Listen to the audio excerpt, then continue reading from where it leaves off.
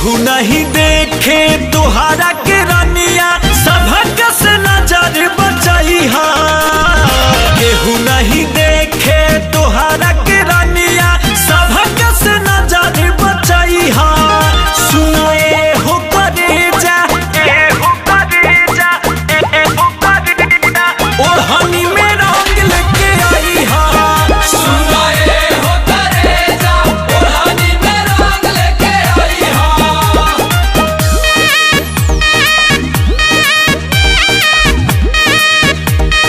होली है।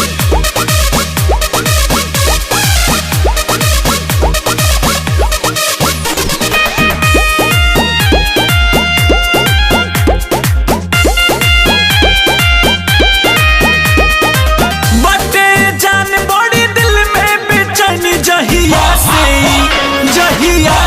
चढ़ल बा फगुनवानु हो आवना बेट ढेर दिना से कनी रानी अब तो बना दस गुनवानु हो सखी घरे जात बानी हम होली खेले